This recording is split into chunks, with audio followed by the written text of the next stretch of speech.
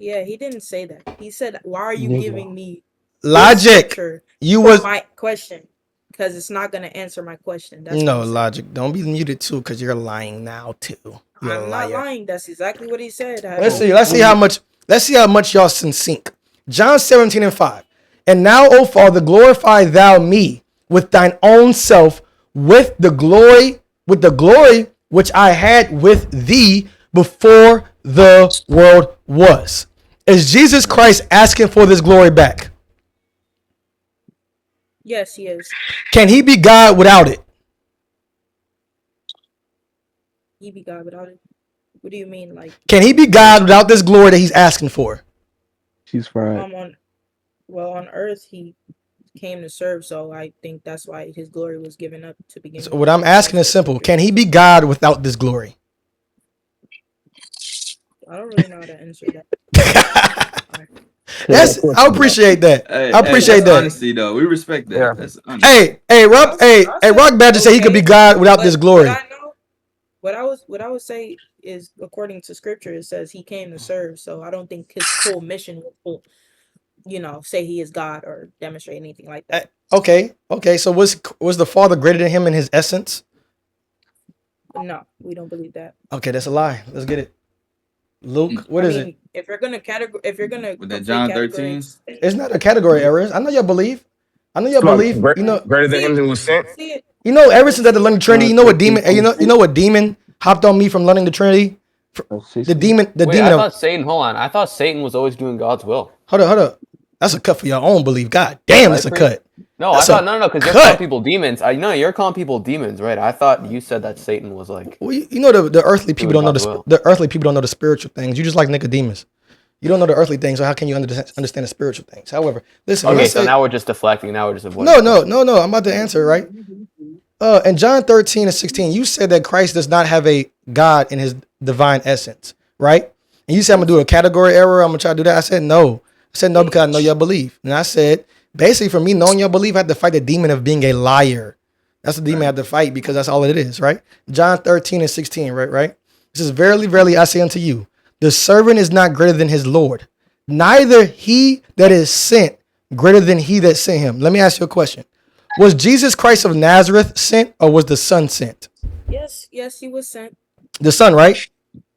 Yep. So the Son has a God in his divine essence. It's right there. facts. Nope. That's category error, as I was saying. I'm gonna ask you again. We believe personally within their personhood, the Father is greater. Within their essence, he is not greater. So no, that's a category error. That's what break that down. How he's not greater. No, break that down. How in this verse you mean it to be authority and not essence? If I read John 13:16, it says, let me tell you. Wait. Hold on, before you finish that. Yeah, but I just want to. You just said something. I want to touch on. Are you saying that even when Christ was in heaven, when he was a spirit, that the Father was greater than him before he came down to earth? In relation, yes. So the Father was great. So the Word, not Jesus of Nazareth, the Word, the Father is greater than the Word. Who is Jesus? Heretic. What? Heretic. The Word is Jesus. What are y'all saying? Why are y'all trying to use the terminology? No, you just say Jesus. Logic. You don't believe in the Trinity. You believe in what we believe in. Jesus. They're not co-equal. They're not co-equal. The Word is Jesus. Is he not? Is the Word not? Okay, Jesus? Logic. Slow down. The Word is Jesus, right? Mm-hmm. Don't you believe? How is the Word is Jesus? What happened? What you mean? The Word took on flesh, right? Yeah. Okay. The Word was God. Yes. Was the Father greater than the Word before the Word took on flesh? Why are you using? Just say Jesus. No, I'm not saying Jesus. No, I'm saying in heaven. We're talking about in heaven. Yes, Okay. Was he Jesus before he took on flesh, or was he the Son? No, I understand what you're saying. So the Word, which is we call Jesus, whatever. The Word relationally, the Father was greater than the Word. What are y'all saying? So he had a God. The Word had a God. Yep. No, that's not what that means. That's what we say. That's what we say when you're conflating categories. Relationally, the Father is greater. Why? Because the Father is the one that begot the Son.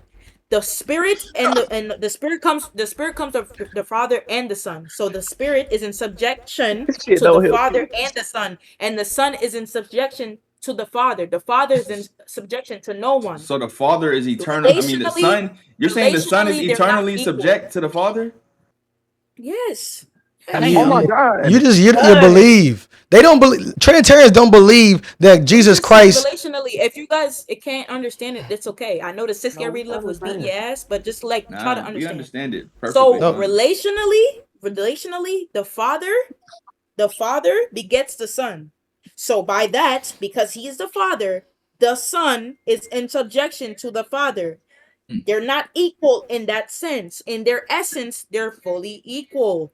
Do y'all understand that now? What does it mean? What does it mean to be fully equal in essence? Meaning, any attribute the Father has, the Son has too. Can the Son beget a son? What? That's not an attribute of what? God. That's not an attribute of God. That's an attribute of Father. That's an attribute of personhood. If you don't understand the Trinity, stop arguing against it. You just said that's the attribute of the Father. Yes, you said. Exactly. Bro, no, I didn't. Bro, stop lying. Okay, You're lying. Hold up. Can I talk about what I know? Logic. You just said that's not an attribute of the Son. That's the attribute of the Father. In your explanation. Oh my gosh. It's attributes of the relationship they have, even then, and attributes of God. Even when I say right? Can I finish my point without being cut off? Let it go. So relationally, there's attributes that they hold relationally. They're not equal in relations.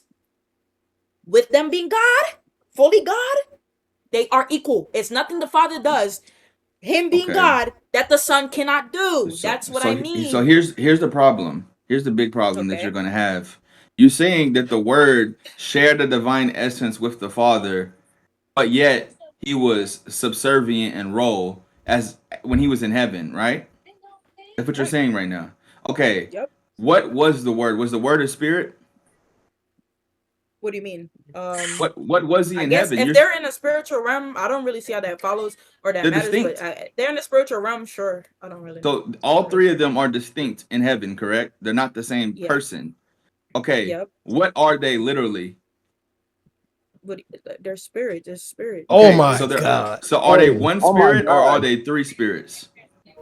Three distinct persons. I guess you could say three distinct spirits. Oh, in the Trinity. In the Trinity. Yeah. If they're three distinct spirits, then that means one spirit is greater than the other one. Relationally, that's what I agree with. Sure. No, not relationally. I don't see how. Wait, hold up. Hold up. I don't see how it matters if they're a spirit or not. I don't really know what the being like. I don't know how to explain it. I don't know what they are. Like. Because Jesus Christ, according to His Spirit, the Spirit that is eternal has a God. That's a fact. No, He doesn't. It's a spirit greater than Him, and it's God. No, it's not. It's the Father. Okay, listen. Hebrews 12. Hebrews 12. You don't want to go to Hebrew. When God calls the Son God, get out of Hebrews, bro. Oh, bro, you never heard about Moses being called God, did you? Patch that one up. Right, patch that up. You're gonna say he was like God. The whole point of ridiculous. Let me explain the whole Moses is called God thing. When he says, I'm going to make you God to Pharaoh and Aaron's going to be your prophet. Right after he says that, he says, everything that I tell you to say, you're going to say to Pharaoh. So what's going on here is that the reason that he's called God is because God explains right after that he's the agent, right? I got you. Just cut yourself. Hold up, Quap. Cut myself. Let him go. Let him dig a hole. He's not just being called God out of the blue. He's being called God, and then that's later being that's being like explicitly like it's being explained. You know what I mean? Like there's context to that. Why did the Lord call Christ God? Well, I mean, in the word. Wait, hold on though. And go read. In John 1, no. In John 1, it says because all things were created. No, you lying. You lying. And you the script though, you lying now because now you at John 1. We're talking about Hebrews 1. The Lord called Christ God for the The Lord called Christ God for the exact same reason He called Moses God. Why? Because thou have loved righteousness and hated iniquity. The words that I speak are not of my own, but of whose? Who's the words that Jesus Christ spoke? So within the context of Hebrews, Answer the question. He called him God. No, I'm trying to understand so I can understand your question and answer it. So in the context of Hebrews, he called him God because why? Verse 9, right here. Hebrews 12, verse 9. Is that what you're saying? No, Hebrews 1 and 9. Thou has this right after he said, "Thy throne, O God." Hebrews right? 1 verse 9. Hebrews 1 verse 8 is when he says, "Thy throne, O God," which is quoting Psalms 45. Yeah, I don't use that argument personally. Yeah, I know you don't because it's a bad one. You need to get out the box. Because it's for the human king. No, I understand that. Yeah, so verse 9 though, this is why he calls him God.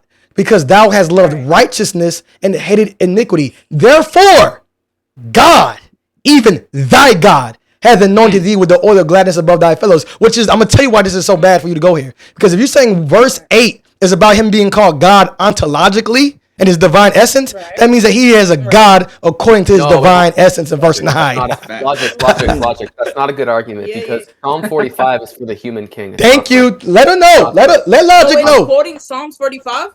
Yes, let her know. It's quoting a psalm. The whole Hebrews is he's not being called God because he loves righteousness and hates iniquity. It's because he's God's representative on earth. Like that's what I just. What the hell? Bro, what? That's what we just said. I just said. You just got done giving me the breakdown about why Moses was called God because he spoke God's words, and that's the exact same reason why Moses was called God. Christ is called God. So wait, what verse was it?